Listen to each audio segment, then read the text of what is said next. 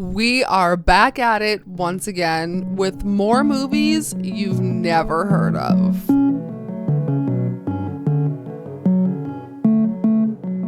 Welcome back, ghouls and gals. Today, I guess I should start with, if you guys are new here, hello, my name is Ashley, and if you're wondering why you are dropping into part 26 in a series, it's because for the past few years I have been curating this crazy list of movies that are underrated, underseen, underrecommended that I think you need to be checking out. I'll leave a link down below to the full Letterboxd list, but also every Wednesday I do a podcast now talking about one specific movie from said list every week. It is audio only, so just know that. But I love diving into unknown movies, weird movies that possibly are a little disturbing, a little erotic, a little weird, that you need to be putting on your radar ASAP. So today we are on part 26, which means there is now 260 movies that I am triple dog daring you to watch. Let me know if there's any movies on this list that you have seen or have heard of. I think there may be only one that you guys might be familiar with on this list because it is a popular director, but we'll get there.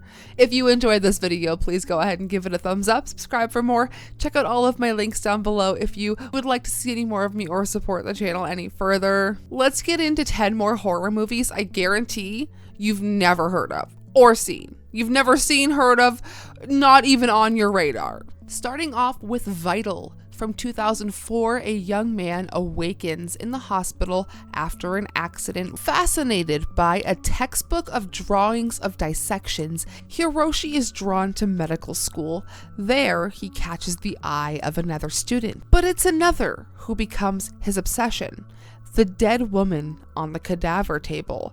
Now this comes from the director of Tetsuo the Iron Man, Shinya Tsukamoto, so you know this movie is going to be weird. At number 9, we have Larva. From 2005, a newcomer vet is called to look at a cow.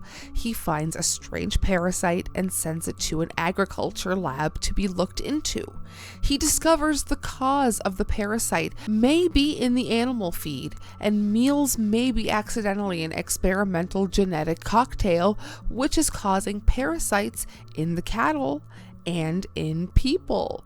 Now this is a meat-spiracy horror. If you are not into that, probably skip this one. But with recent news, I feel like there is more to meat-spiracy than meets the eye. At number 8, The Litch. From 2017, an undead zombie wizard known as the Litch is hellbent on devouring his victims and possessing the weak when his sacred crystal is stolen by a small-time crook and his crew of big-breasted witches. My favorite thing.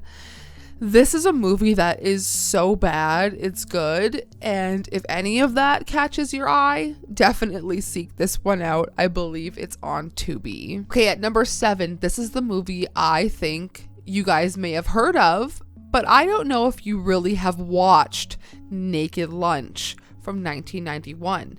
This is directed by David Cronenberg, my guy. After developing an addiction to the substances he uses to kill bugs, an exterminator accidentally kills his wife and becomes involved in a secret government plot being orchestrated by giant bugs.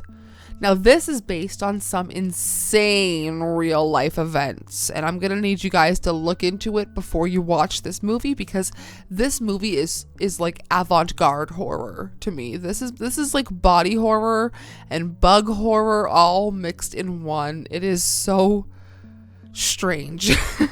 But at number 6, The Choke. From 2005, a band is playing their final gig in a former meat packing factory. They find themselves being stalked by a psychopath. Now, portions of this movie were shot in an abandoned Wonder Bread factory, so I don't know. It feels a little low budget, but if you like music horror, I think you should check this one out. Okay, let's talk about The Sixth Friend from 2016. 6 college best friends throw their own private graduation party that goes terribly wrong when an uninvited guest arrives. 5 years later, the girls gather once again and endure a night of more horror and bloodshed. Now, there's not much about this movie, but I do want to recommend a double feature with the movie Let's Scare Julia. Up next from 2023, Little Deaths. Faced with a deadly plague, a disillusioned young couple vow to seek ultimate pleasure before taking each other's lives. This one I would pair with the movie Kill Your Lover, and both of them are free on Tubi. Now at number 3, we've talked about this director in our last installment to this series, Nils Alatalo. This is Voidcaller from 2024. Several people with amnesia realize they may have been involved with something sinister on a cosmic level, and I love a cosmic horror. And this, like I mentioned, we talked about this director. This comes from the director of Rave from our last installment in this series. You know I had to have an 80s horror on this list, so let's talk about Death Valley from 1982. A divorced mother, her young son, and her new boyfriend set out on a road trip through Death Valley and run into a local serial killer. Now, this is a thriller that definitely feels more like a slasher. It stars Catherine Hicks from Seventh Heaven, Child's Play, and Stephen McHattie, who ended up being in Pontypool, a super underrated movie. But let's finish this with one of the weirdest, most disturbing, weird, real life kind of meta films I've seen of late. And this title is probably going to shock you, so let's talk about www.rachelormont.com. This comes from director Peter Vack, who is, he's different, guys. Look into this guy. Kind of disturbing, but anyway. From 2024, Rachel doesn't realize she has grown up in captivity, working for an advertising agency where her job is to assess Mommy 6.0, her favorite pop star. This stars Chloe Cherry, who we know from Euphoria, Dasha Nekrasova, who I call Dasha Necromantic, but she is from Red Scare. The main star of this movie is Peter Vack's actual sister. Her name is Betsy Brown. If you guys have seen The Scariest 61st, her and Dasha Nekrasova are both in that movie.